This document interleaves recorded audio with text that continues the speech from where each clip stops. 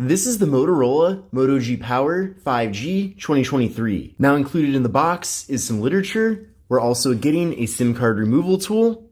There's also a USB wall adapter, and we're also getting a USB-C cable for charging and data transfer. Now with this device, we're getting a 6.5-inch display. The display itself is IPS LCD, featuring a refresh rate of 120 Hz. Now this is a 1080p display, so everything's very crisp and clear.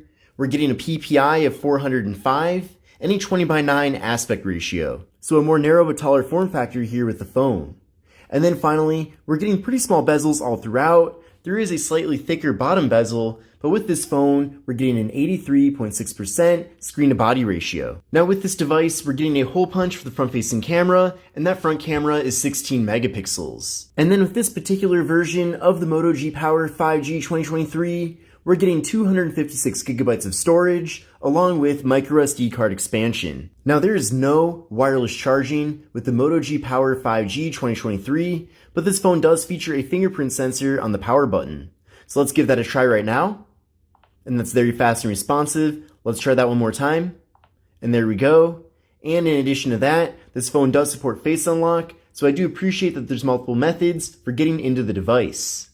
Now on the back of the phone, we're getting a triple camera setup with a 50 megapixel main camera, a 2 megapixel depth sensing camera for portrait mode, and we're getting a 2 megapixel macro camera for close-up images. And this phone does support portrait mode for both the rear and front cameras. Here's how things look with the main rear camera. Then from here, we can go over to this button to access the macro camera, and we can get very close up and have things be in really good detail.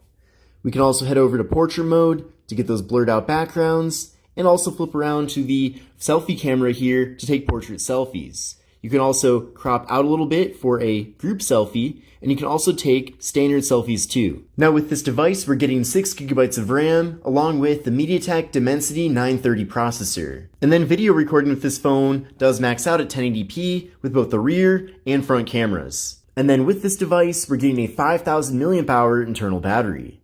Now taking a closer look at the hardware of the phone, the device is made completely of plastic, besides the display, which is made of glass. Taking a look at the left side of the device, we have the slot for the microSD card and SIM card. Then on the right side, we have volume up, volume down, and then also the power button, which doubles as the fingerprint sensor.